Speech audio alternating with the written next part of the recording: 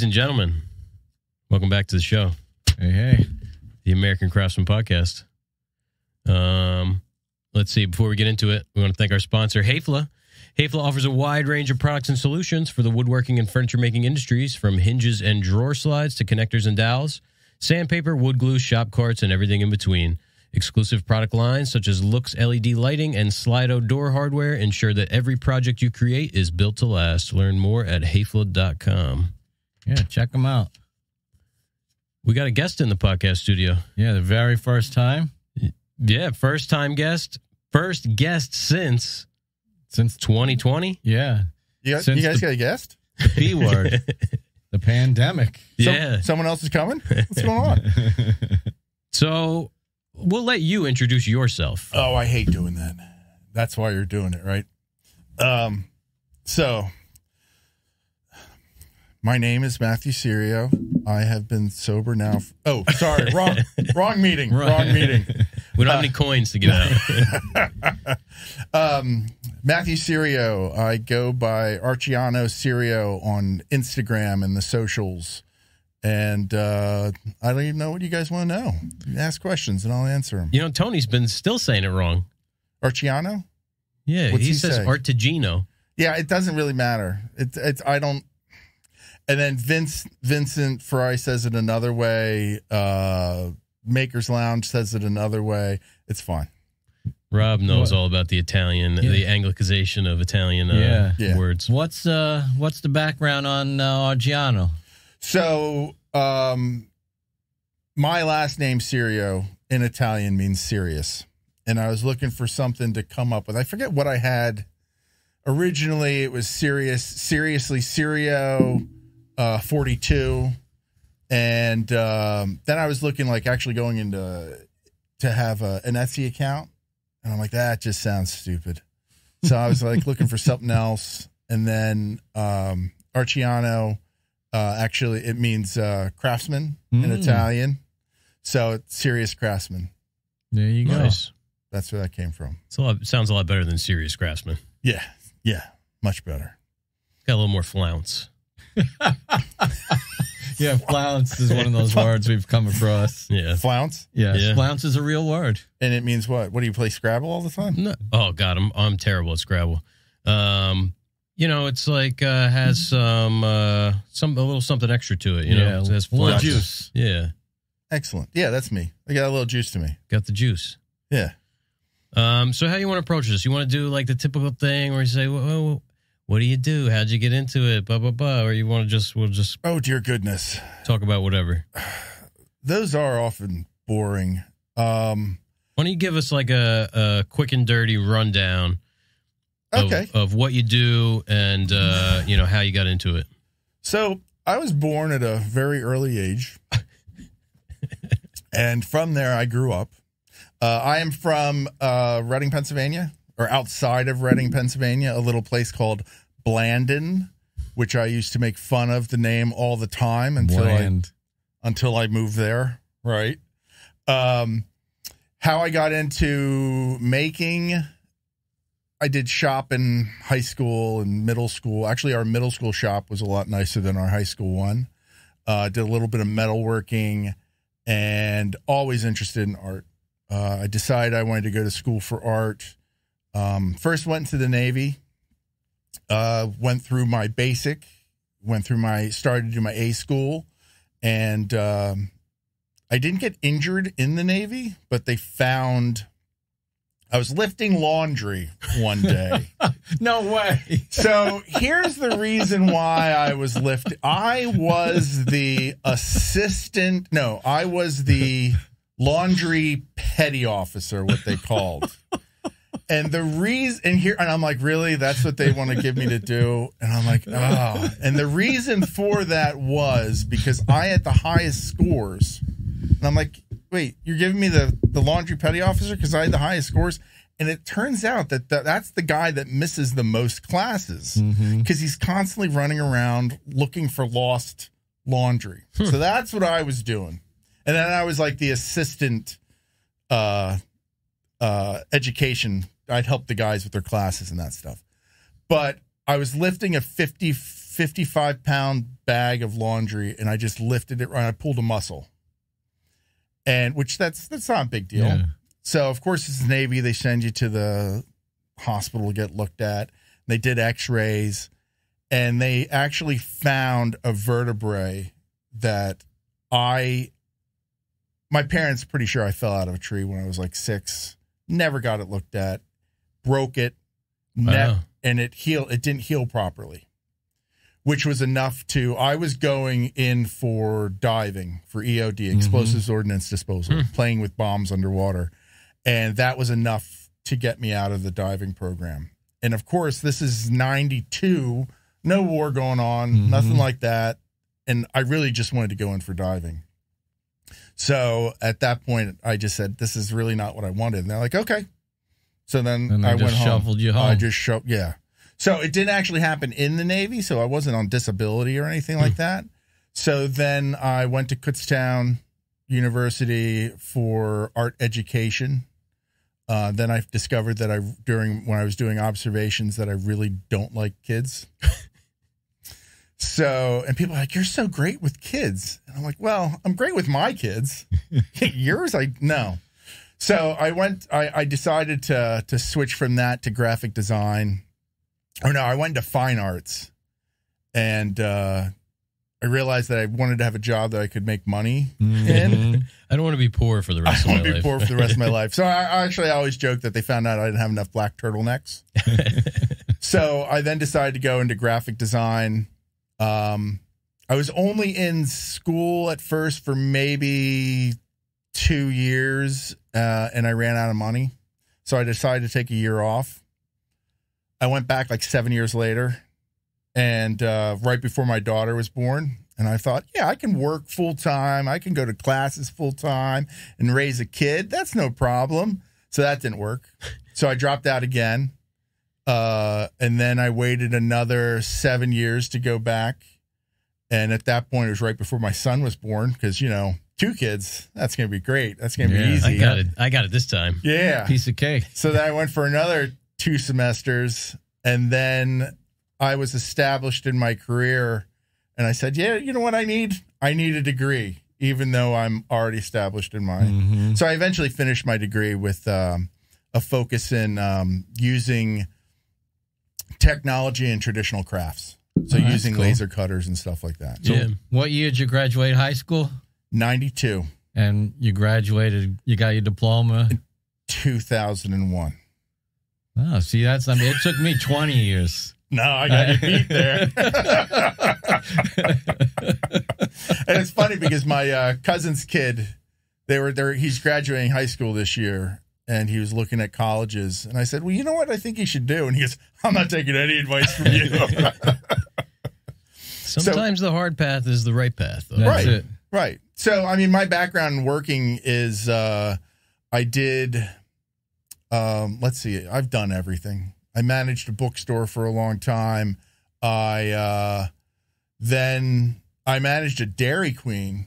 I think that's a job I had for almost I had that for almost 15 years. Is that is Dairy Queen regional to the north, sort of northeast? Or it's all over? I think it's all over. Every town in Texas has a Dairy Queen. Yeah. I wasn't sure if there was some equivalent, elsewhere. Yeah. So I kept leaving that job and going doing other things and then going back because they took care of me. I mean, when I say I had paid vacations, they paid for my vacation. We would have conferences in what was that? That was a truck going by. Oh, wow. Yeah. Moved the concrete building. We would have conferences in Acapulco. We would have cruises that we'd go on. So I loved that job. And then finally I really got tired of just telling people that, well, I work at Dairy Queen. Was it a brazier? No, it wasn't. So it was an old contract. Just straight up ice cream. Straight up ice cream, closed for 4 months out of the year. Wow. Which I just collected unemployment for 4 months. So nice. That was nice. But then I started getting bored. Yeah. So then I started working at a bookstore. And I did that. And then I left there and I worked for a newspaper. I started doing graphic design for a newspaper. And then I realized that you can make more money selling advertising than designing it. So I started doing that. And I volunteered a lot with the Berks Arts Council in Berks County, Pennsylvania. And they had the Berks Jazz Fest, which is one of the top 5 jazz festivals in the country. It's huge. And I would volunteer with them, but part of my route as a salesperson for a newspaper was the Goggle Works Arts Center, which is where the Berks Arts Council was located. And the Goggle Works Arts Center was an old factory where they used to make Wilson safety goggles. And like over in Europe, they actually call safety goggles like Wilsons. Really? The first ones that they did. And it shut down in 82, and they turned it into an art center in probably late 90s. So I would go through there, and I went in and I stopped to see the executive director of the Arts Council, and I ran into their program manager in the hallway who told me that they were leaving. And I went in and started making fun of the executive director for not being able to keep staff around. And then I left with the job. So I was there for about 6 years overseeing their grants program and a film festival and things like that. That sounds pretty interesting. It was a lot of fun. So that got me into the nonprofit art world. And I went from there to the executive director decided to retire. And I beat her out the door by like 2 weeks. I'm just like, I don't want to work for someone else. So I then went and I was hired for Habitat for Humanity. Oh, yeah. So I did Have you done any Habitat work? I did a little Habitat work. Yeah. So it's great. I mean, I worked with my retail experience and my development experience. I was a development director for them, and I also oversaw their restore. Do you guys have restores around here? Yeah, we have one in Asbury. Yeah. Fantastic. And I worked for 2 different affiliates for Habitat for 2 years. And then I got a call from the Pennsylvania Council of the Arts, which is the state arts agency in Pennsylvania. And it's out of the governor's office. And they wanted me to come in and run their re-granting program. Oh, so you're working for the man. So I worked for the man for Pennsylvania 6 or 7 years. And then I lost my job during COVID. Oh, wow. And now I totally do something completely different. And I work with uninterruptible power supplies. So UPS systems in hospitals and banks and things like that to keep the power on. Yeah. Growing up in a city, you don't get blackouts like you do out here. Like a storm comes and you never know if you're going to lose power. I have solar now. I have solar with a battery backup, so I don't lose power. Oh, I'm jealous. How long does that last, the battery? I can, if I turn everything off, if I turn most of the stuff off and just have the essentials, it'll last probably a day. But with everything running, but usually we don't have, it's not like Sandy, Hurricane Sandy or like something like that. 6 hours max. Yeah. And I don't even notice it going off anymore. The only time I notice is like at first someone would call me and say, "Hey, do you have power?" Like, yeah. And I'd walk to the front window, no lights on anywhere in the development, and I'm sitting there pretty. Usually I text Rob, and usually he has power. But, that was a short explanation of my life. No, that was perfect. So. Hey, I got a question. Did you ever take up recreational diving? Yes. I did for a bit, but I also did now... In my misspent youth, I would also do rock climbing. Oh. So in 97, was it 97? Yeah, 97, I was up in the Catskills doing rock climbing. And it was a really windy day, and we were told we really shouldn't be climbing. But we were stupid, and we were only up there for a few days. So we went up, and the wind picked me up off the wall, spun me around, slammed me into the wall. Oh. And then spun me back around and put me right back where I was. So I'm like, all right, that's not too bad. My back kind of hurts. Next morning, I could barely move. Eventually led to having 2 discs removed.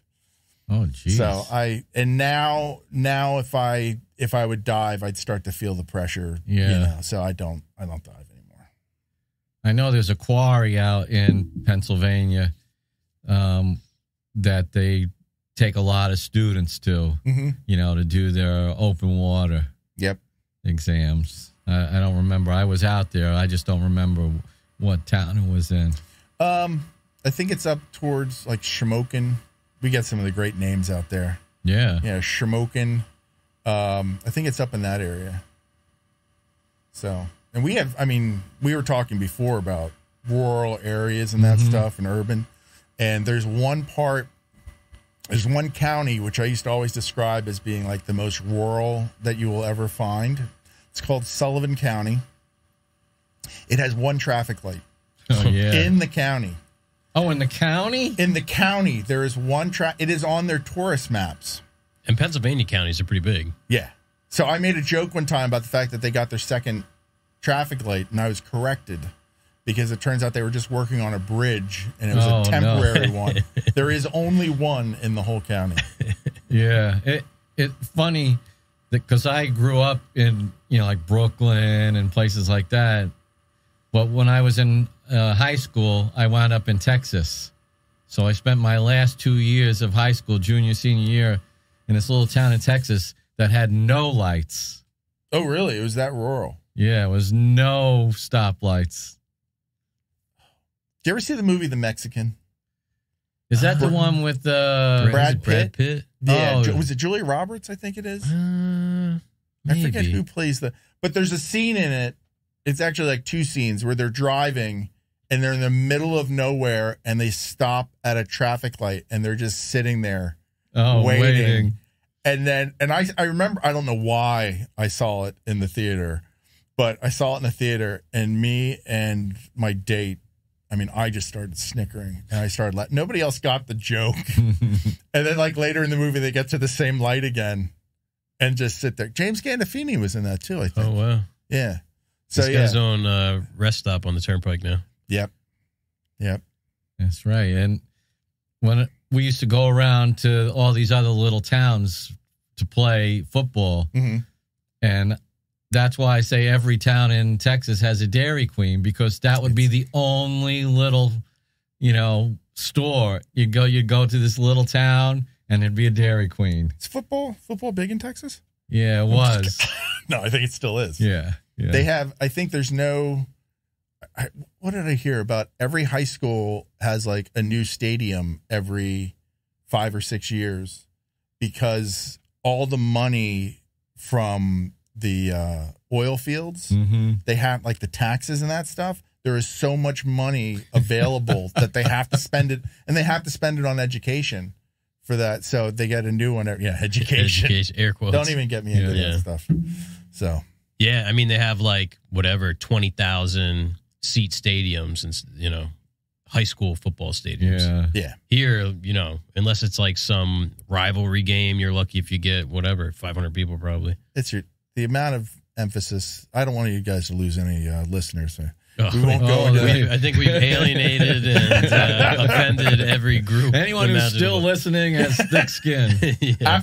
After 3 years. After the last one, when you start talking about beating homeless people. Yeah. My gosh, I cannot believe you guys talk about that stuff on your podcast. I don't know who that guy is who keeps writing in.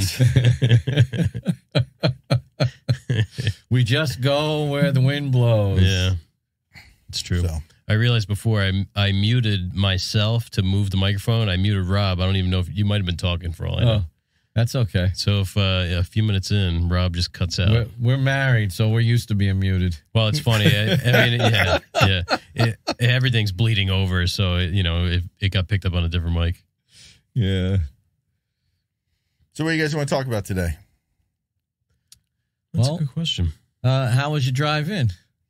So my drive in was, I started yesterday driving up to Connecticut for work. And then I had a job last night in Connecticut. And then I had a nice leisurely drive last night down here. And it was about 2 hours. And I came from New Brunswick this morning or this afternoon. Home of Rutgers University. Yeah, it wasn't that bad. I'm so used. I don't even pay attention to traffic anymore. I can't wrap my head around that. Yeah. What's that? The idea of driving and not getting affected by traffic and put on a podcast Actually, I was listening to an Audible book today. Mm-hmm. So, I just don't even, unless I miss a turn, unless I'm on the phone and I miss a turn, then I get a little annoyed. But what's the point? What's the point of getting angry at? Yeah. Keith drives a lot, too. Oh, yeah. Keith's driving all the time. Keith? Who's Keith? Blackthorn with an E. Oh, I've heard of him. Black Throne. That's Black Throne. Black Throne. Yeah. So in the maker community, let's go back to what we originally started talking about. In the maker community, I view myself more as a supporter of other makers. I do make stuff myself, but I did see some real cool laser stuff on your Instagram page. Yeah, like a little lamp, that the honeycomb lamp, that was really cool, and then the COVID-19 lamp, that was cool. Until my wife knocked it over and broke it. But yeah, we still have the files, right? Yeah, I still have the files. So yeah, I do a lot of that stuff, and I do a lot of commissions, which I normally don't post, stuff for film festivals and things like that. But all the money that I make through doing that on the side goes back into the community through Patreon and through purchasing stuff and giving it out as gifts. Yeah, I wanted to ask you about, so we talked about it on the podcast, I think 2 weeks ago, about the gifts you gave us when you helped us move for, was it Three Kings Day? Yeah. Do you want to talk a little bit about that? Sure. So I started a new tradition with myself. Hopefully it'll be a new tradition. I'm actually thinking about doing it more than once a year. But going around and purchasing items from makers and then sending them out to other makers in the community. So I purchased I sent out about 20 packages. I purchased more than that because a lot of times I gave more than one thing, or like small things. And I found a little maker commune up in Tarrytown, New York. That's a cool area. Yeah, it's near Sleepy Hollow. Yeah, it's basically it's almost the same thing. Yeah. So it's called Maker Central, New York, and a gentleman by the name of Connor McGinney, who is a potter. He makes a lot of high-end pottery plates and that stuff for like 5-star restaurants and things like that. So they're building. He rents the building, but then he doesn't need all that space. So there's also a knife maker in there. There's a carpenter in there. There's a paper maker, bat flower press, the ones that made the cards. Yep. Absolutely gorgeous. But twice a year they open up the market. I know it's at Christmas, obviously, and the other time it's either not Valentine's Day, maybe Mother's Day, that they open it up and have people come in and they can, shop and buy gifts. So I stopped there. And I also bought some cutting boards from some guy, Bliss something or other. Oh, Shaker guy. That Shaker guy, your favorite. Robert Bliss from Bliss Made Furniture. I sent some of those out. I got another piece of pottery from Untidy Maker. Carla. Yep.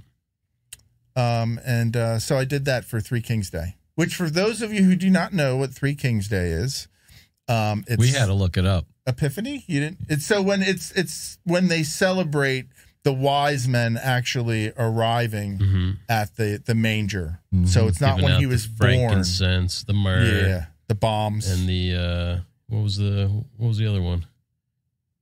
Gold, frankincense, and myrrh.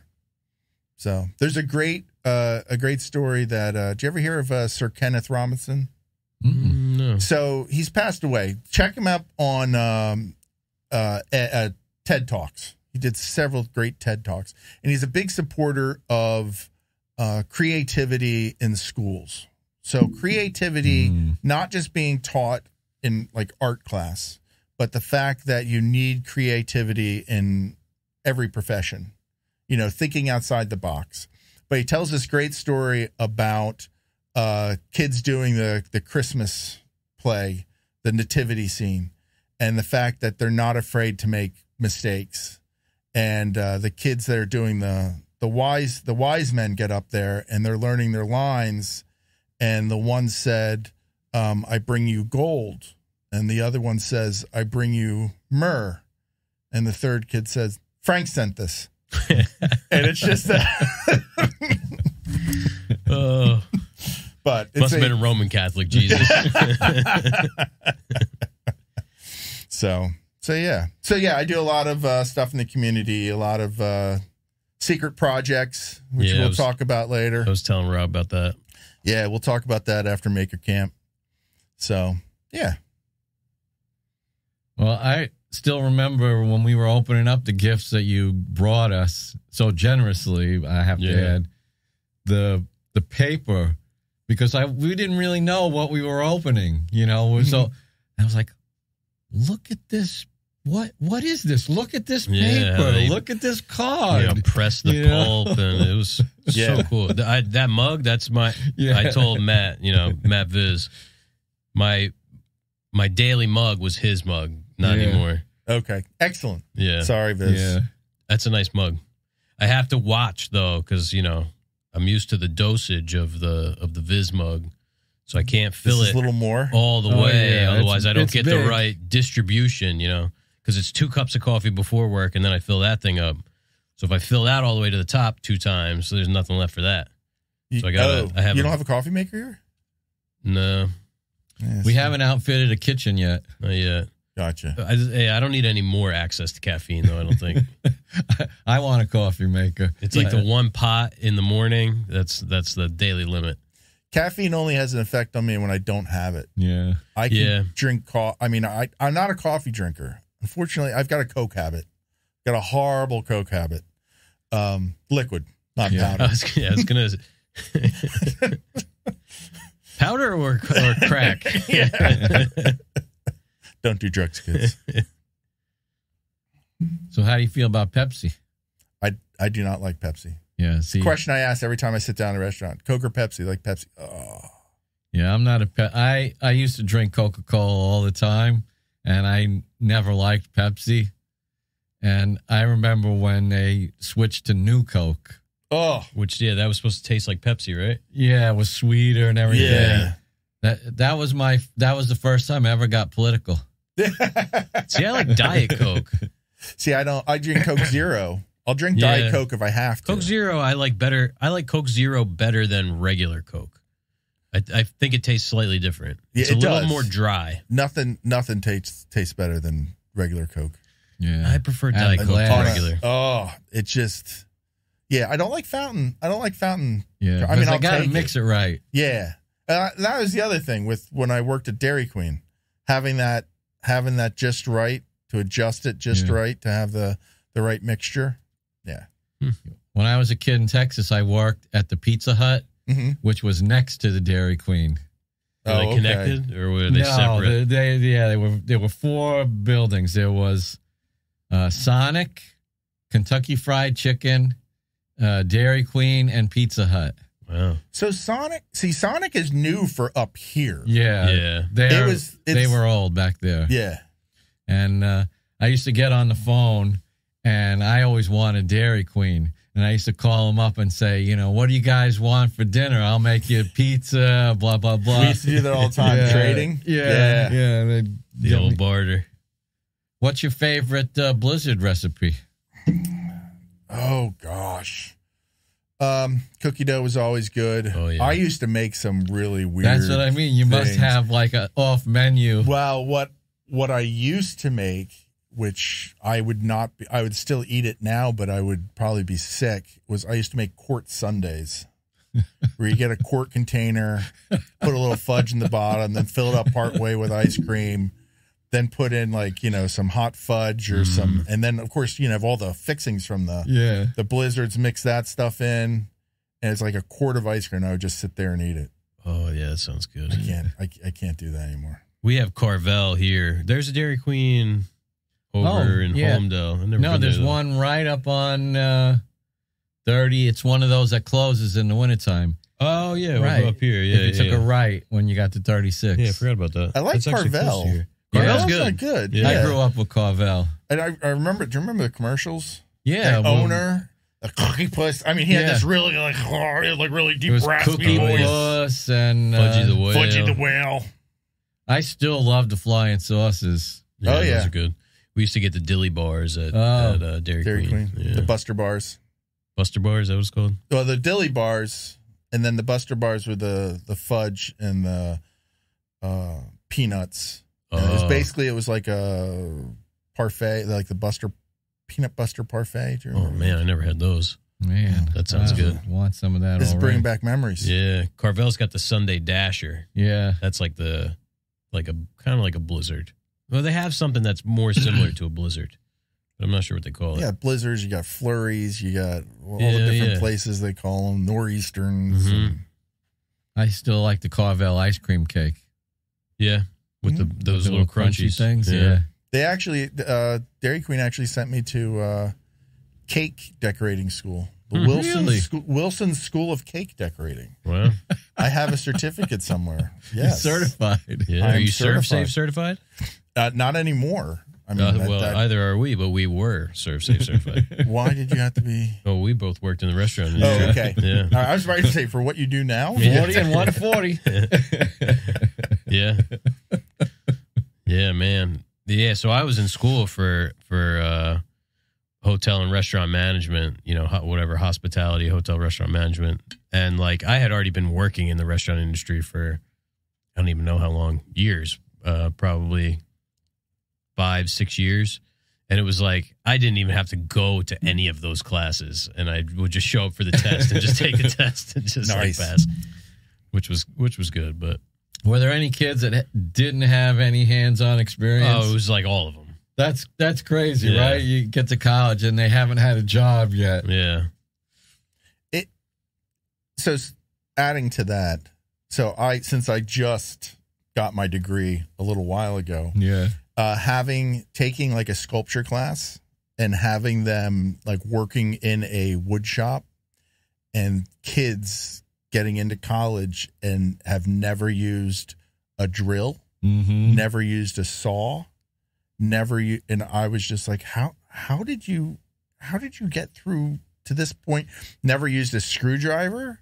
I'm Yeah. like, that's ridiculous. I had a young, he's just turned 28, but he started working for me ages ago when he was in the 7th grade, and he wound up going to Villanova as an engineering student.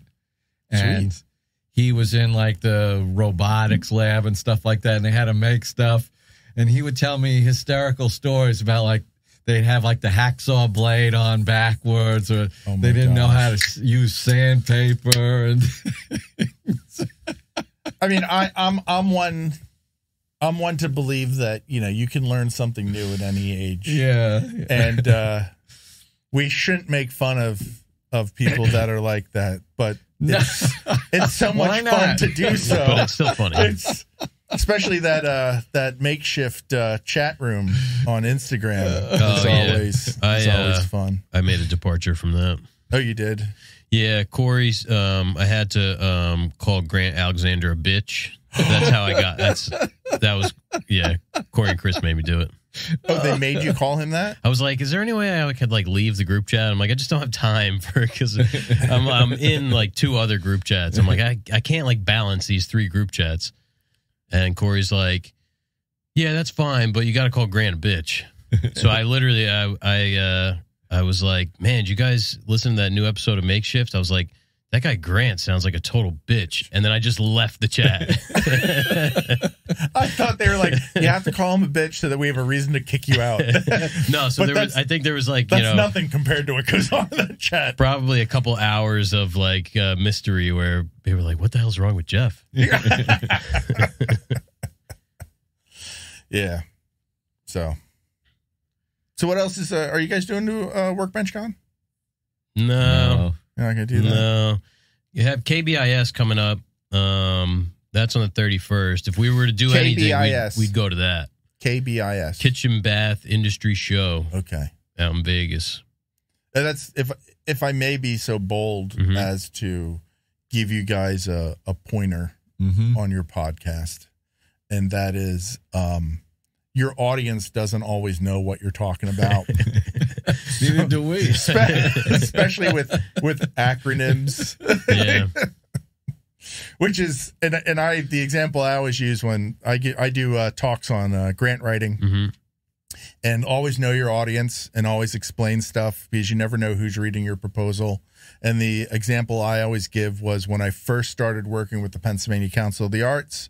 The first week I was there, we had a meeting and we were doing a project with NASA, which I thought was incredible. I mean, that is fantastic. We're doing something with, like art in space or something like that. Wow. And after a week, I found out that NASA stood for the National Assembly of State Arts Agencies. And I was so let down. Is that a backronym? How can you take such a well-known acronym and all the adopt time. it? It happens all the time. So it's like always like, know who your audience is. And is that a backronym? A backronym? Remember we were talking acronym, right. backronym? What's a backronym? I'm still not like solid on the definition, but it's like, how would you explain it? I don't remember. I just remember. It's almost like an acronym that's made on purpose. Yeah. Oh, I see what you're saying. So it is confused with. No, it's not like copying another acronym. It's like a Mothers Against Drunk Driving, I think, was one of the ones they used. MAD. Yeah, they come up with the word first, and then they make they make it fit. Yeah. No, this is one which, I mean, that's exactly what it is. Yeah. Yeah. They wanted it to be mad. Right. So they come up with the words to fit, like Gotcha. Mothers Against Drunk Driving. Yeah. And there's also a name for those, for the names of products which are referred to by a brand name. Oh, yeah. But they're actually like Kleenex and Band-Aids. We talked about that too on the podcast Q-tips. once. Yeah. Oh, did you? Yeah. Yeah. And then we went and listed, listed them all off. That's where this comes in handy. We'll pull up all kinds of crazy stuff. Gotcha. Did you hear our episode on the secret space program?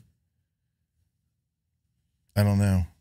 Oh, well, you don't just to let remember. you know, there's fighting zombies and vampires on Mars. Oh, okay. And they're kidnapping people to fight. Okay. Was that another Reddit post that you guys got? Or is this somebody else that posted I think something that in was somebody who wrote in. No. we I went down watched a rabbit this hole, didn't we? YouTube documentary. This guy, what's his name? I forget. He's a young guy from Canada, and he makes these YouTube documentaries. And he did one on this secret space force, and there's this group of people on YouTube, kind of like your flat earthers or whatever, and they believe in this secret space force. And there's secret space program. There's secret space program influencers, who have their own Patreon, so they're making all kinds of money, and they're telling these stories about how, I was kidnapped and they took me to Mars and I fought the reptilians and the mantis people and this and that. And this guy posed as one of them and got on like this big secret space program influencers like YouTube channel, and he made up this whole story. It was great. We were told we weren't allowed to speak about any of that. Yeah, the secret space program. You won't remember any of this after you leave. We were sworn to secrecy. That could have been. That might have been a bonus show. Yeah, there's actually a book. Oh God, who's responsible? Tesla, the Nazis. Yeah, they believe the Nazis actually went to space and then they colonized the moon, and these people are crazy. The thing that always scares me is what if you hear one of these far-fetched conspiracy theories. The thing that scares me is it makes no sense whatsoever, but what if one of them's true? You always got to be open to the possibility that it is. Exactly. Yeah, the secret space program's a conspiracy theory that claims that a group of Nazis found a UFO in Antarctica and reverse engineered it to create super soldiers on Mars. No, that was Captain America's. That's where they found Captain America. It was only a small group of Nazis, though. Well, they've been populating it ever since. They're in Brazil, aren't they? Argentina. Argentina, I'm sorry. That's right. Argentina. They still never found him in that show, that History Channel show. Oh, my God. What about Curse of Oak Island? You watching that this season? I have been recording Curse of Oak Island and watching it like on Saturday where I can like speed through it. Any day now they're going to find something. The thing that's crazy is that it must be a money printing machine, that show, because they're pouring in so much money. They're doing things like, I mean, stuff has to cost millions of dollars. You familiar with this? My wife watches it, and my theory is that they already found it, but they won't say anything because then the show will be over. After the next commercial break, you're going to find out. Yeah. The thing is, I mean, I used to really be an enthusiast, but when they call them, they refer to themselves as the Brotherhood of the Dig and all that. It kind of like I have to really start rolling my eyes more than I used to. It looks good on a shirt. It's gotten real campy. Yeah. And the characters, like there's the one. Is Troutman still in there? He is. Every now and again he has a line. But there's like the one son who's like the stepson or whatever, and he's always the helper. So excited. Yeah, he's like, helper. Listen, buddy, you got like a 1% stake in this. Calm down. With the British What's guy, his name? Brad. I can't remember. Yeah, with the bald head. Yeah, who's the British guy who's? That's a Bobby Dazzler. Oh, yeah, the metal detector guy. Yeah, the metal detector guy. My favorite was the heavy equipment operator. Yeah, who was like actually like an award-winning like Canadian actor. But he's like on Oak Island like with a backhoe like digging up the ground. So wait, is this a documentary or a fake-umentary or a mockumentary? Or no, it's like a documentary. It's just one of those crappy History Channel shows. But it's scripted, you know. It is scripted? Well, all the reality stuff is scripted. Right. Semi-scripted. Exactly. Like, you ever watch like This Old House and things like that? I had a little bit of a peek behind the curtain at that when I was doing this work in the Absaraka Wilderness with the Sierra Club. Okay. And Norm and the crew came out to do this. What's not This Old House? New Yankee Workshop? Or it was new. No, it was This Old House. I'm sorry. I tried to find it. I couldn't find it. It might have been New Yankee because I couldn't find This Old House. But basically the producer would say, Norm, go over there and, cut a notch in that log and say something like, boy, these pretzels are making me thirsty. It's like when John Peters comes by. Right, exactly. And then he would do it, so it's not totally off the cuff. See, the one that I actually liked was there used to be a show on called Survivor Man. With Les Stroud. Yeah. And the fact that he would go out with just cameras. Mm-hmm. That was the real deal. That was the real deal. And he would also complain because he's like, if I had to redo it. If I had to do a shot of me like canoeing away or walking away, I had to walk away. Then I had to go back and get my camera. Right. And but that was real. Not Not you like got that Bear Grylls guy. Right. Where they stay in a hotel at night and the camera crew's following them. And, Oh, yeah. Yeah. Yeah, he was good. He was good, Les Stroud. He did. The last thing I saw him do was he did a show about living off the grid in Canada. And it's like he did it realistically where they bought an old deer camp. And he's like, his kids, like, we're going to move off the grid, but they still want their electronics. They still want all the comforts of home. And it's like how to bring that. What did he use for power? Solar and batteries. Mm-hmm. Interesting. I kind of was into that stuff, when I was living out in California. And they sort of schooled us that you need to have at least two separate kinds of power generation, like solar and wind or water and solar, something to supplement the other. I always thought it would be neat to actually have like true geothermal where you would drill. But I mean, how far do you have to drill to I guess hit? like 40 or 50 feet down, right? Well, no, because you want to hit, I guess you want to hit like, magma almost. yeah, magma. Oh, that kind of, you want to like, so that water gets pumped in and turns it into steam to run the generator. oh, wow. Yeah, like they have in Iceland. Yeah, because like a well is, some like residential wells are like 200-300 feet deep, aren't they? Right. And to have, I mean, it's nice to be built into the side of a mountain where your temperature stays constant, but you still need to, Yeah. But like the geothermal stuff, usually you have to just go down where the temperature's consistent. Right. And it's sort of, but that's like a supplemental thing, I guess, because it'll remove a certain amount of cold, but not enough to heat your home. Right. It's the whole point is it's cheaper to heat the water up to a certain level Right. or heat the air if it's already at 55 degrees or something Yeah, like there you that. go. Yeah, you could do like a radiant heat system where, your water main's coming in and the water's 40 degrees, but then it goes down at, even if it only makes it to 50 degrees, you just Right. saved yourself 10 degrees Right. by just having a pipe going down and then back up. Yeah, I like that stuff. Yeah, The it's straw fascinating. bale houses and things like that. I can't remember the place. It was, I was. Did you ever hear of Backwoods Home Journal, the magazine? Yes.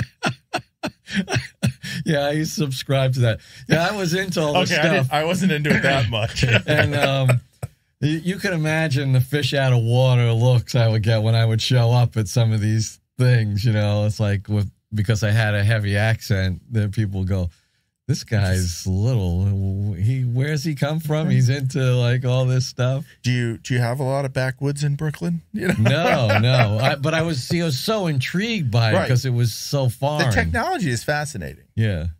So, what's going to be the next big thing?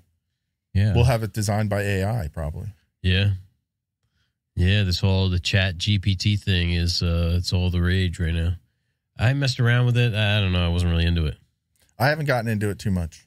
I guess I didn't have anything that was a meaningful enough prompt. I couldn't think of anything that I wanted to, Maybe I'll start using that to compose my questions of the month. That's for you not a guys. bad idea. Yeah.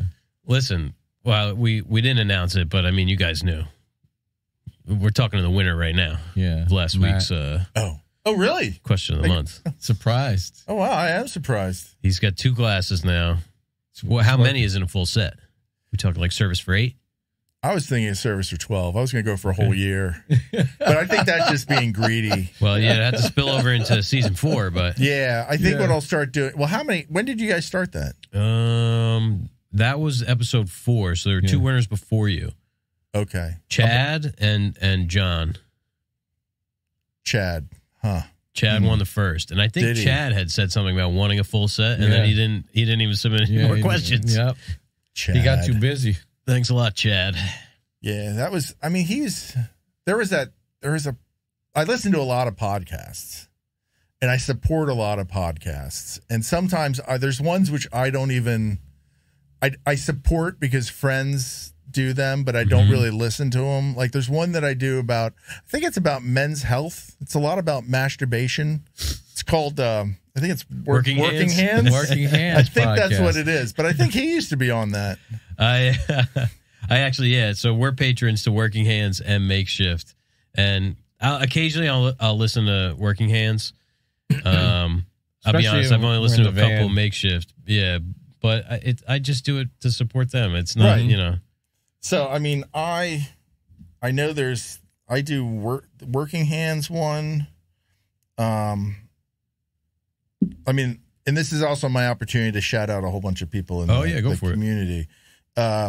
So let's see, people that I support, Anne of All Trades, who is fantastic. Becky Stern. Are you familiar with Becky Stern? Oh, it sounds familiar. She's another New Yorker. I think she's Brooklyn. What does she do? She does a lot of free content on technology and crafts. Did you watch any of the maker exchange, like the ones like Jimmy did? Like he made that toolbox and leather bag for Christmas, and then he sent that off to someone. No. That was to Becky Stern, and then he got a stamp that I guess in the Japanese culture, when they make like a print, they put their stamp on it, and then the person that receives it or purchase it puts their stamp on it, and if they sell it to someone else, they put their stamp on it. It's kind of like a history of the. Well, she made one for Jimmy. That's cool. So, but did you guys get to meet Cannon Doll X, Natasha, at Maker Camp? I don't think so. I've seen her account though. Okay, because her husband, Matt, is the That Works show. They do a lot of blacksmithing with Chris Cash. Okay. Yeah, with the armor and swords and that. Then there's this podcast. I kind of listened to it once or twice. It's Clamp Podcast. That's Grant, right? Is that? Yeah, his? I think that's that Grant guy that you called a bitch. Crafting a Revolution. I swear I didn't mean it. That's a rumor. He's very sensitive. I've never even talked to Grant. You got to be careful. He's very sensitive, it turns out. No, I guess he was getting eaten alive in his comments, and Keith actually said something on his after show about the fact that it's like, we thought Instagram was like a safe, like the safe place. It's not like YouTube or Twitter. Yeah, but some people can get. I guess they're moving over. Reddit into Instagram. is rough. I don't even go to Reddit. That is just. I made the mistake recently of starting to post on Reddit again in r/woodworking. It's brutal, and I want to say, like, you're a bunch of blowhard Joes in your garage. Like, do they tell you how long they've been doing it? They're like, that TV's way too high. I'm like, I didn't have anything to do with the TV. There's like 100 comments about the TV. I'm like, I had nothing to do with the TV. They're like, you should have said it was for a client. I'm like, I figured all this stuff was for clients. It's not I'm just making it for myself. Yeah, that's the difference, right? Greene Street. Oh, that's you guys. Boo. Crafting a Revolution. Do you know that one? No. Katie Freeman. She does it's LGBTQ, or it's women in the crafts and non-binary. That one's pretty cool. Let's see. Other podcasts. Oh, the Maker Lounge. Do you know that one with Matt? Sounds familiar. We're probably offending all kinds of people because we're totally out of the loop on making problems to solve. We work like crazy. Dave? That's our that's Dave. Yeah. You guys do work a lot.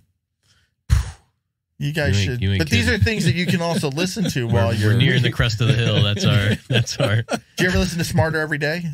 Yes. That one's good. Not the podcast, the YouTube. The YouTube? Yeah. Oh, his podcast is No Dumb Questions.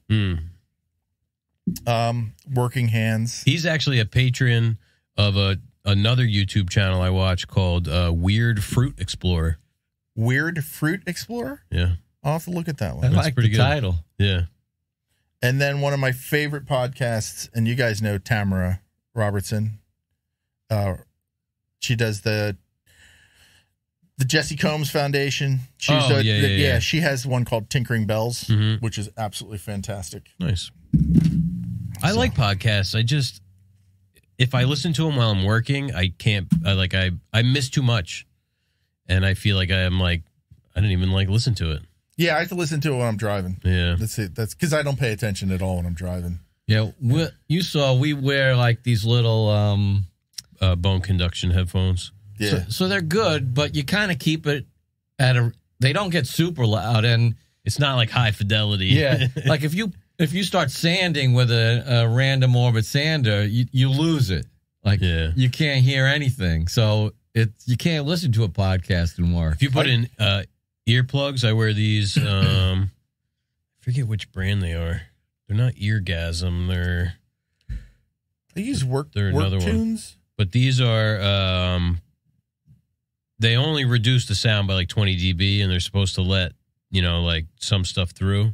Oh, okay. So if I wear these with those headphones, you hear more. Yeah. Oh, yeah, a lot more. Well, I use the over the ear ones. Yep. Just that, and it's also so that if my wife, I will hear the door open to the shop, But if I'm not looking at her, then I can pretend I don't hear her. Oh, yeah. You don't want to get startled either. Yeah. Yeah, I used to lock the door when I worked by myself. That's not always smart. What do you mean? What Yeah, what if something happens? if something happens? Oh, I then, don't know if your wife's going to be able to kick the door down. yeah, I never thought about it that way. Luckily, nothing happened. Do you guys do you guys ever work here? Like one of you work here by yourself without the... Jeff's always here early in the morning. Yeah. Is that ever a concern? Well, I honestly, I try not to fire up any machines before like 7 o'clock. So usually by 7, Rob's here. Do you have noise ordinance here? I'm sure there is. I don't know what it sounds like outside. The building is concrete, but we have those 2 windows. So I just, I don't want it to become right. I'm just trying to be courteous. There's always stuff to do in the morning, especially where it's like, you don't want to drown out the gunshots. Put away the stuff that you had left out yesterday. You ran out of here. Yeah, like today, take some stuff out of the van. We were setting up this stuff. So, plus it's nice to have that little bit of quiet in the morning. Mm-hmm. You come in and turn the machines right on. It's like just too much. I must say, this is a really nice setup. I'm going to say, you've probably never been in such a lavish and luxurious podcast studio.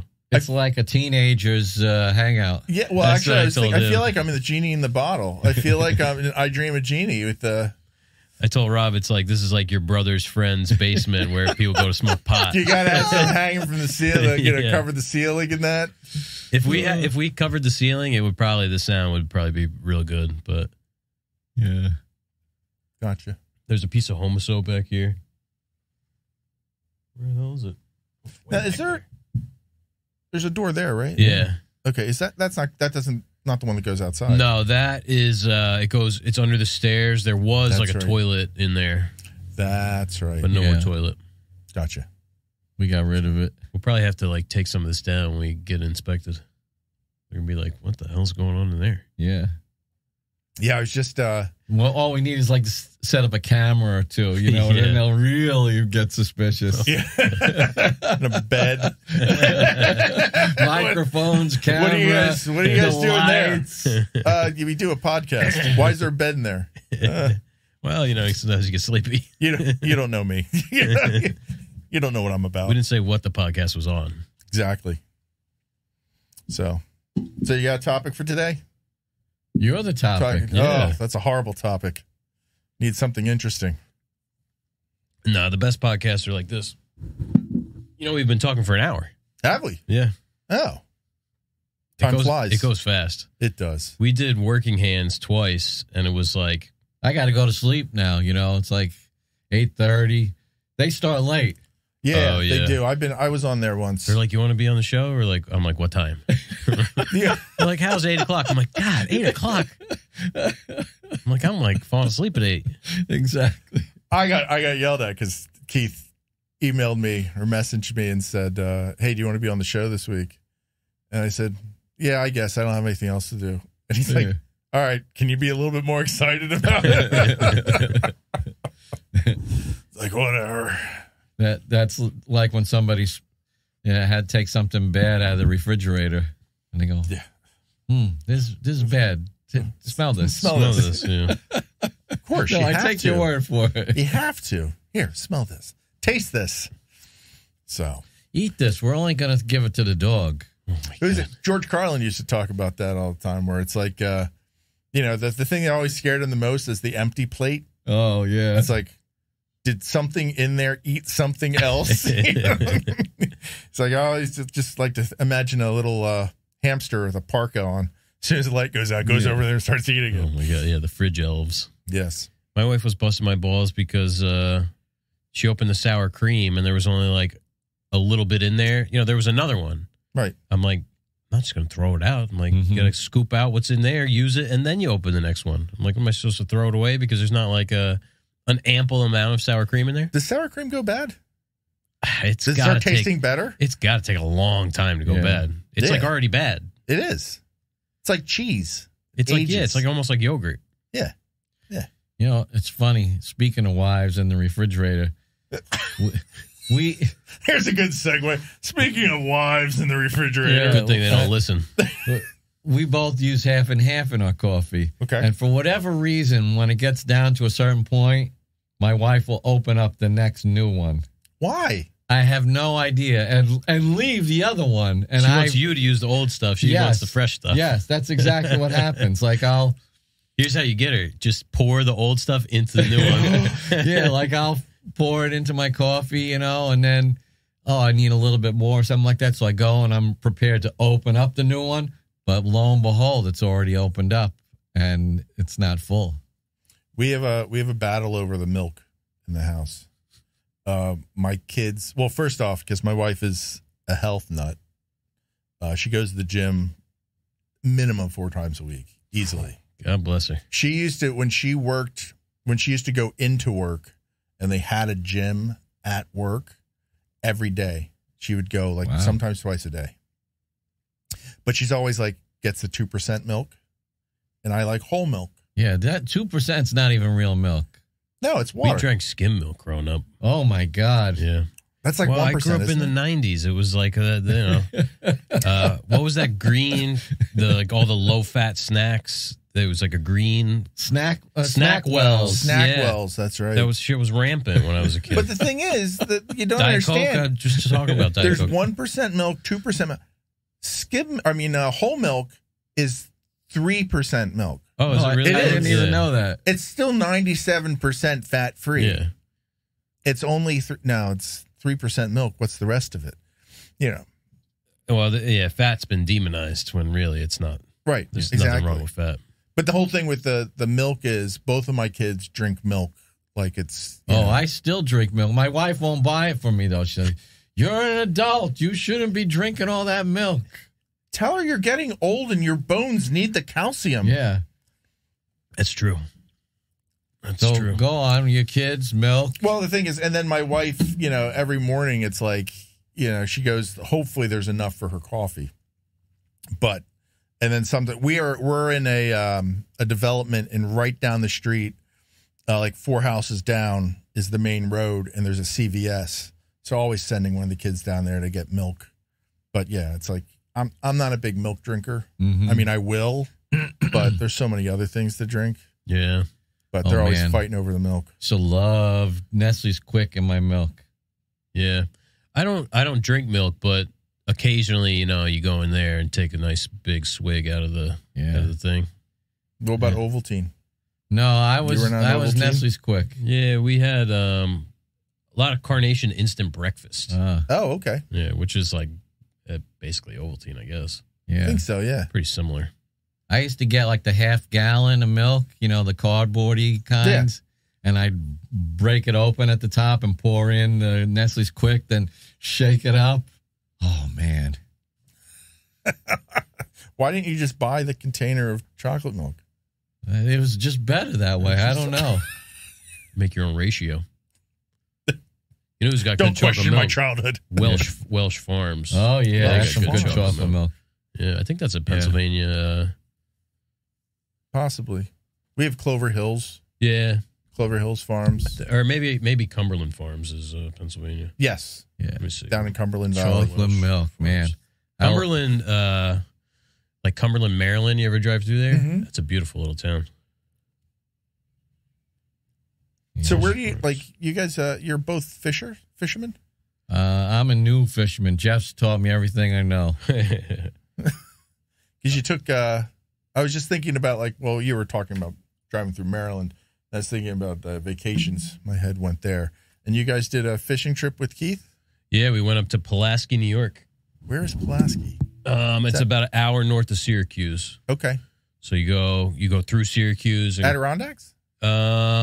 No, there's no mountains. Okay. It's a Lake Ontario tributary. Okay. So it's right at the mouth of Lake Ontario. So are you fly fishing or? Yeah. Okay. And is that the only kind of fishing you do? Or? No, Keith had a spinning rod. Okay. Yeah. And Rob, what do you do? Whatever I he like hands to me. go That was out Rob's first time It's fishing. like whatever he handed me. Yeah, I like to just be out.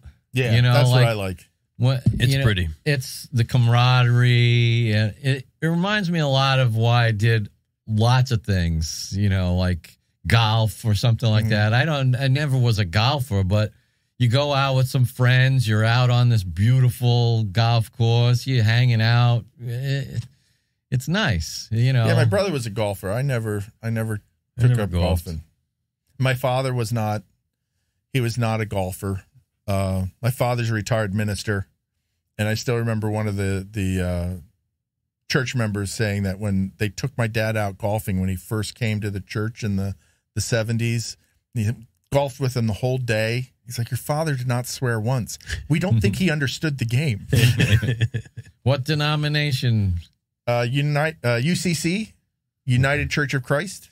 Is that, it's kind of like, has like a ribbon or something around the cross? Is that like the logo?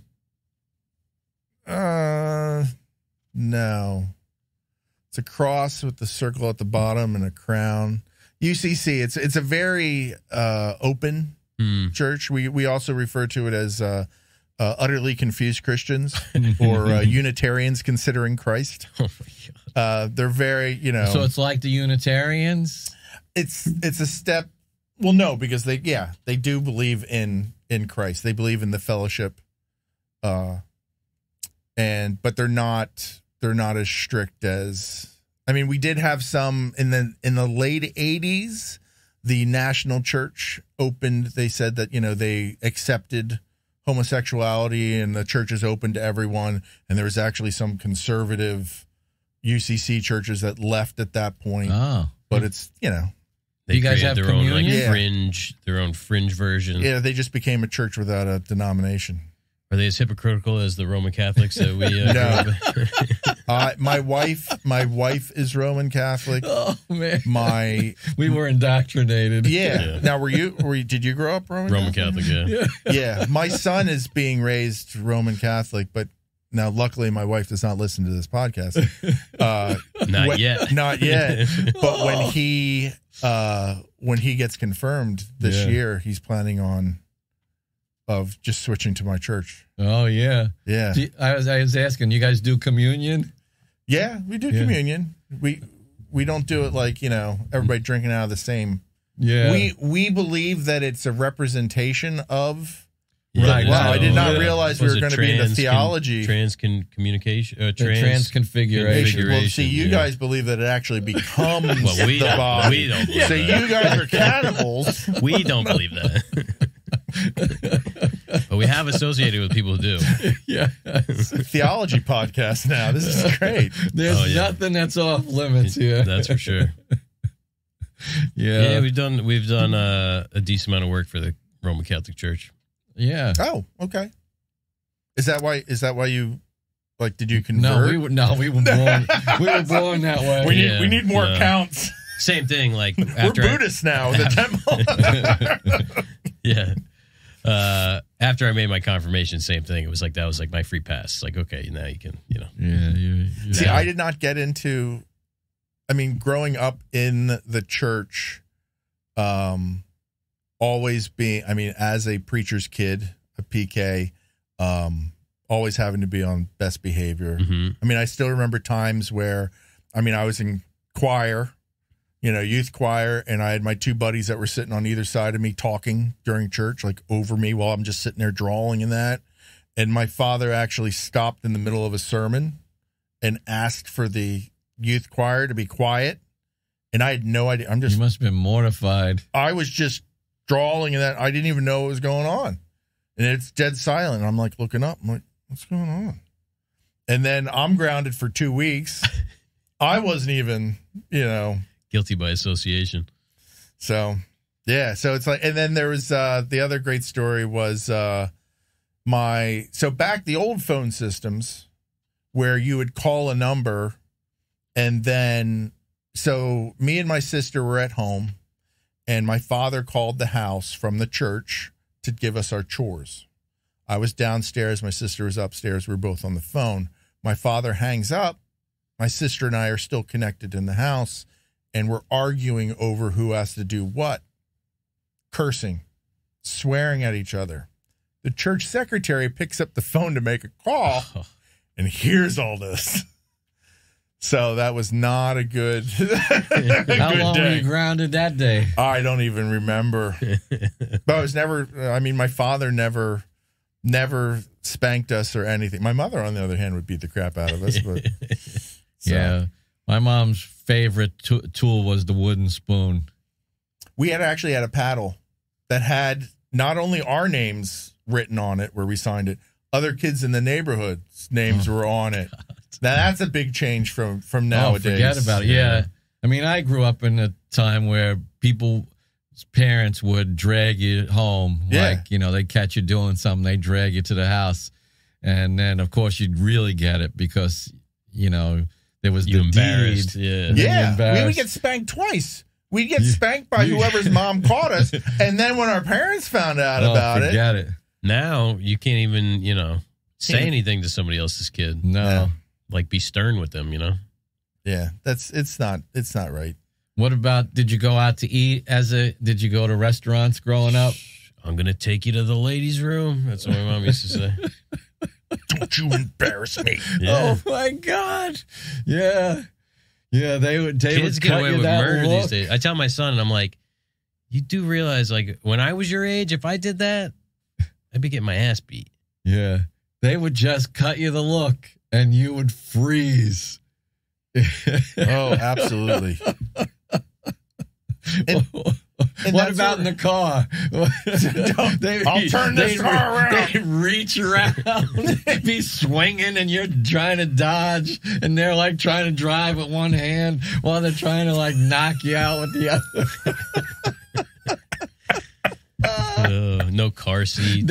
No car. Exactly. They had car seats back Well, no then. booster seats. No booster seats. Yeah. No, did they have car seats when I was a kid? They had car seats when you were a Really? kid. That's not like a new thing. No. I mean, I'm sure they weren't nearly as safe. As Someone had them. Some other family had them. They just cinched us in. They have, well, that's why, like, how many brothers and sisters do you have? I have two. I had two older half brothers. So there's three. You're one of three, and Yeah, 1 of 3. one of three. I'm the Same middle. here, 1 of 3. That's why they had so many kids then, was in case they lost one of them. Yeah. Oh, These yeah. family with like 5 kids, it's like, well, that's in case one of them doesn't make it. You Yeah. still got 4. Oh my God. Oof. Yeah. It's so funny thinking about that stuff now. The station wagon with the seat that faced backwards. Oh, yeah. I'd never seen that in person, but Kid had a totally different vacation than everybody else. don't get rear-ended. It's like, I wonder what that That sign kid's said. done for. No seat belts, just back there. Just all glass. Yeah. Just a trunk lid between you and disaster. Did your parents have one of those? Yeah, we had one. We moved to Arizona when I was in the 6th grade, and we drove across country in one of those things. Do you have any memories of that drive? A little bit. It wasn't too pleasurable. I can imagine. I wouldn't want to do it now in like a cushy car. Yeah, exactly. Those were back in the days where you just did what you were told. Right. I mean, there were no questions. You didn't. I mean, imagine saying why. Like, oh my that goodness, didn't even come up. My son you guys have met Amiel. It's like my son questions me all the time. Dad, I just want to know why. And I'm just like, because I said so. Yeah. Is that not enough? No. How are you raising your son? I think we're doing a pretty good job. Okay. He's a phenomenal kid. All right. He is. He's very good. I mean, the nice thing is Amiel is unbelievably respectful Mm-hmm. in public. Mm-hmm. I just wish he was like that at home. Oh yeah. Yeah. Well, there's always going to be that power struggle. Yeah. Pushing the boundaries. Mm-hmm. Yeah. And the fact that him and my wife are identical. It's like when the two of them are arguing and fighting, it's like, and she's like, aren't you going to do anything? I'm like, you're fighting with yourself. The two of you are so much alike. I just stay out of it. It's a good sign, though, like you were saying before, like know your audience. He goes out into the world and he knows that I'm like, get away with this shit here. Yeah. At home, I have a little bit of leeway because what's Dad going to do? Is he going to kick me out? Yeah, exactly. That's why I say it, when he's out and they're like, your son is so nice. It's like, helps not to really know him. Yeah. He's an upstanding citizen. He is. I taught high school and junior high for a while. Uh-huh. And it makes me think of, because I don't have any kids, but when I had junior high school kids, I had like you remember the Sweat Hogs? Yeah. Yeah, like I Do had you remember that the class. Sweat Hogs? Welcome Back, Kotter. I know the name, but I don't. John Travolta was one of the original. Go ahead. Sorry. Anyway, I had this class, and they were so bad, these kids, and nobody wanted them. I had them 3 classes a day, actually. What did you teach? That was English as a second language and history. Now, where did you teach? That was in Brooklyn. I was about to say. ESL, and they all spoke different languages? Yes. Yeah. That's how the ESL tough. classes were at my school. It's like they had like a Japanese kid, some kids from like Latin America. Yeah. How are they supposed to teach? There's like, we got like 10 different languages in this class. So, like when we would do the fire drill, that's what I would say is, you better not embarrass me. When we go out there in that hallway, don't you embarrass me. Oh, that's fun. How long did you teach for? I taught for 2 solid years. And then I moved to Jersey. And when I was waiting for my license, my New Jersey license, each state has their own license. There was like this snafu, and school had started, and I got offered one position way down in Point Pleasant Beach, and I didn't want to take it. And I wound up that's how I started woodworking as a profession. Oh, okay. I was doing some stuff around the house, and I took on a job from one person and said, hey, can you do this? And it just snowballed. So I never went back to teaching, even after I got my license. School down in Point Pleasant's still like, when the hell's that guy showing up? Yeah. He's late. But, you got out at a good time. Yeah. My wife's a retired teacher. Okay. And we still have a lot of friends and family that are in the, school system. And I don't know how they do it. I mean, because the what kids will tell you and do and things like that, and the parents, the kid can do no wrong. Right. Yeah. My sister was a teacher. She got out of it. Yeah, because if the kid actually fails, somehow fails, because that's really discouraged. Hard. Yeah, it's hard. You don't want to fail anybody, because there's not enough seats to do summer school or anything like that. The first response, and these are suburban schools we're talking about. Yeah, you go to to inner city school. It's like, well, yeah. When I taught in Brooklyn and Canarsie, that was the best, because the parents of those kids were like, you can hit my kid. Yeah. Like, no, I really can't. They go, no, if he acts up, you hit him. Now, did you guys didn't do Catholic school, did you? No. Okay. No. My wife grew up in a Catholic school. My wife too. I did not know you were a teacher. That's cool. Yeah. Nowadays, no, I would not want someone to go into education. I wouldn't want them to become a police officer. I have a lot of respect for police officers. Oh, yeah, but what a job. I mean, exactly. My cousin's like so looking forward to getting it. I mean, he's in Jersey, and he had time in the federal court. Mm-hmm. So at the time, he did not pay. You can buy that time. Yeah. And he did not. And he's like, now he actually, it costs a whole lot more, but he bought that just so he can retire early. It's like, it's horrible. It's horrible. Yeah, it's not easy out there. I mean, we come in here 7 o'clock in the morning, shut the door. We have 2 windows, but we don't know what goes on outside in the world. Did you already get out of here before it gets dark? Yeah, usually. It's starting to be light now. Yeah. Okay. Yeah. Yeah, we'd rather start early and go home regular time. There you go. So, well, guess we should wrap it up. Start wrapping it up. Yeah. Any parting words of wisdom for the audience, Matt? Go out there and make something. Be creative every day, no matter what you do, and support each other. I like that. Yeah. Yeah. Being supportive is very important. Matawan, New Jersey. It's probably Kelly calling about your Dun & Bradstreet score. Yeah. We're eligible for like a $500,000 loan. Yeah. Sweet. Yeah. They call us every day, and they use all kinds of local numbers. Yeah. It's like the business equivalent to like the car warranty. Like if you own a business, you get these are the calls you get now. Yeah. Whenever I get those calls about, your warranties, I'm like, you're kidding. I didn't know that. Well, tell me more about that. And then I just hang up. I like the guys online who do like the scam baiting and stuff. That's too funny. Yeah. Oh yeah, especially when they steal the stuff out of their computer. Yeah, they're getting a little over the top, and there's a lot of like copycat, not copycat, but you saw the one that Mark Rober did, right? Yeah. That was where they got into the camera system, and referred to the woman by their own actual name. Yeah, and then didn't they send in the cops and all that? Yeah. Yep. Speaking of copycats, I want to get your hot take on the and if you don't want to talk about it, feel free. The J. Katz Moses router plane situation. Are you familiar? No, explain it. You probably won't be able to form a good opinion without having prior knowledge, but so he released a router plane.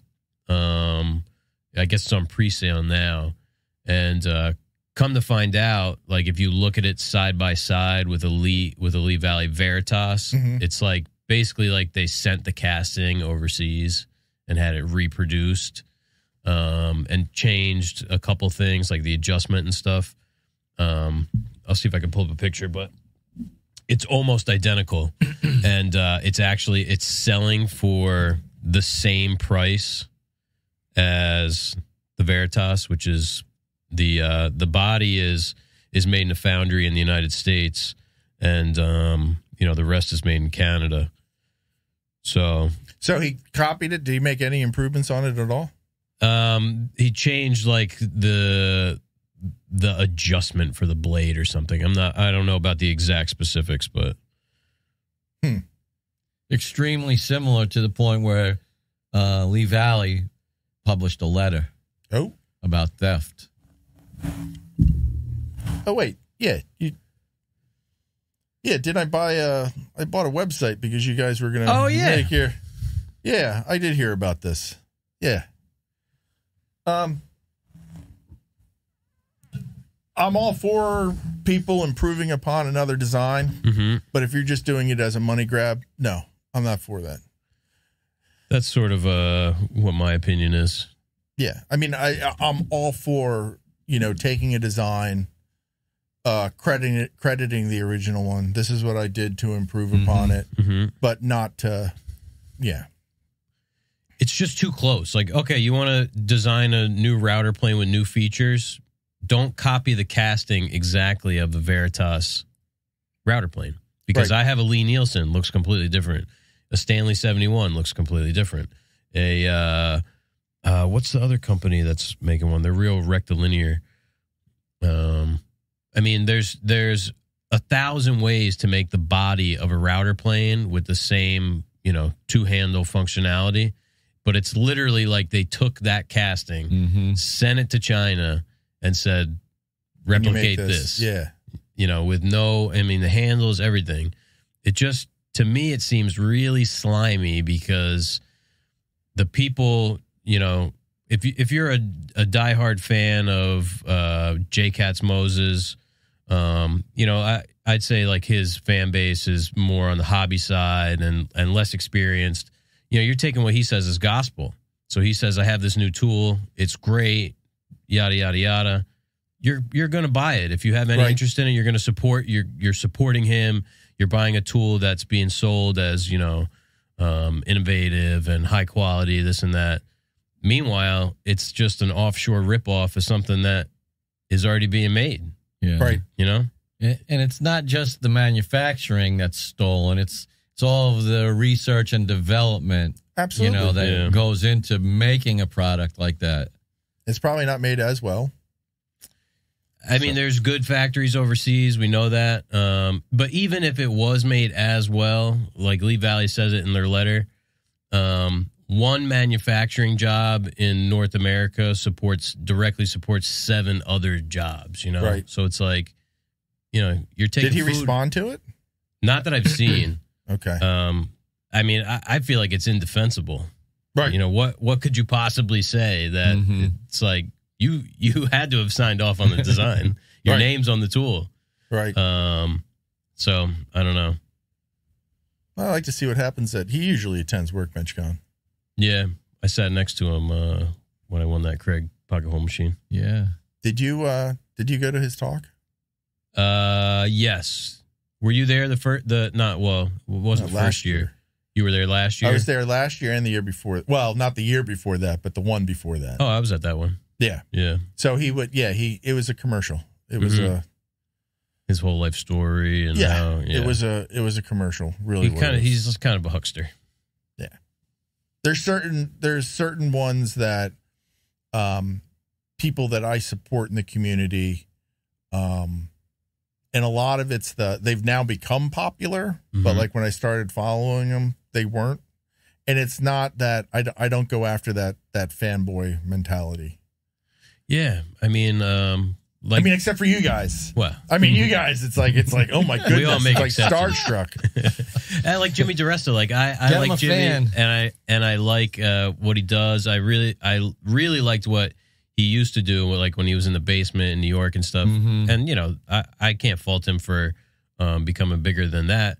But it's like I don't understand. You know, there's like this idol worship with a lot of people. It becomes very cringy. And I don't even mind that.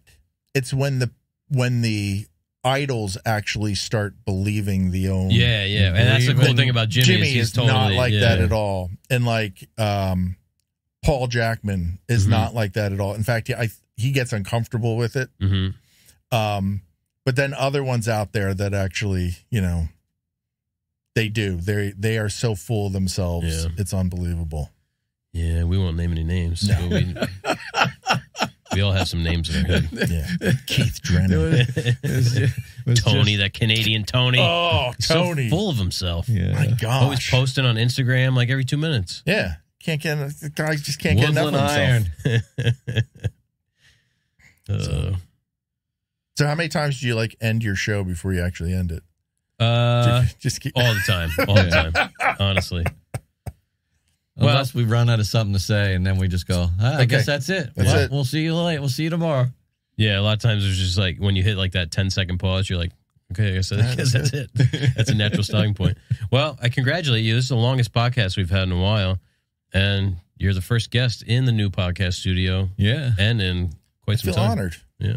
Well, we're honored to have you. Yeah. Excellent. Yeah. Been a terrific guest. Yeah. Have me back anytime. Was a good one. Give it a little time so I have more things to say then. Some people can't hang, you know, with the big boys. Well, yeah, just with dogs? the improvisational nature of our the show. non-edited, because this is all straight to tape. Yeah. I'm just gonna put the intro on, put the outro on. Oh, really? You don't edit it? No, we don't all edit that stuff that I just said. Oh no! Everything you say goes out. No. Yeah. The Working Hands guys crack me up. They have like timestamps or like at 12:52. We got to edit that out. That's Like, you guys are whacked. This is supposed to be fun. I think I might have like cut out the volume on like one or two things in like the whole 3 seasons where it was like we probably shouldn't have said that name or And I'm sure it's been slipped through many times because, I'm going to do this in a couple hours at home and I wouldn't remember anyway. So you really should, since you guys have such nice chairs. We got to get another one. And you have me here on a crate. It's so uncomfortable. On a crate with nails sticking up through it. It's kind of... We refrain from actually lounging back. Yeah. Oh, yeah. These are recliners. Just go back. Those are really, really nice. My ass we got these hurts so much from this. Don't come on this show. They don't treat their guests. I was told I was going to have lunch prepared for me, and as soon as I get here, they're just like, services. "All right, let's do the podcast." I'm like, I haven't eaten yet. No. Yeah, that's an adjustable drafting chair. This is not very. We did the podcast. We had 4 of those for the first, I think, I don't know. Years. Full 2 seasons, probably. Oh, wait, no. Full first season. Yeah. It's terrible. We did them. No. We did them in the other last 2 weeks. Oh, in yeah. those chairs, In here. and we were like, man. You know what it is? It's too high. Yeah, that's what it is. These are just right height. Yeah, You got these babies at Big Lots very comfortable. on a coupon. Coupon. Didn't the guy like bust my balls about something too? Yeah. He's like, no, it's got to be the price on the thing. I'm like, It's Big Lots. Come on. You yeah, don't own the store. yeah. Come on, that's like the lady at Lowe's. Oh yeah, that's another episode. I think we talked about that last week. Oh. Yeah. Did you hear about that? Yeah. Okay. I can't believe you let her go. I would have fought. I didn't want them to get the money. And you know what? We went and we bought it at the at Builders General, which is I can't believe you didn't fight for that. Oh. I mean, your manager just said I could have it. Yeah, but I didn't want to give Lowe's the money because I was like, you know what? If you're gonna be like this, yeah, but it's I'm not gonna the take company. my money elsewhere. I mean, I go to Home Depot anyway, but actually, I try to go to Weaver's Ace Hardware. Hmm. But Yeah, things we are went so to Builders expensive. General in Little Silver, a little, family owned for like 100 years. They have a couple locations and better material, cheaper price. Oh, that's good. So, Cheaper than the big box stores? yeah. It's just a little drive. Okay. That's all. Yeah. Anyway, we'll end this podcast because it was just like the third time we're going to end it. Yeah. So, yeah, thanks for coming on. Absolutely. Thank you. All right, everybody. Take care. We'll see you guys next week. As always, Rob and I thank you for tuning in, and we'll see you next week. If you want to help support the podcast, you can leave us a review on Apple Podcasts. You can join our Patreon, or you can use one of our affiliate links in the podcast description for vesting finishes or Myoderm CBD pain relief cream. Again, we appreciate your support. Thanks for tuning in.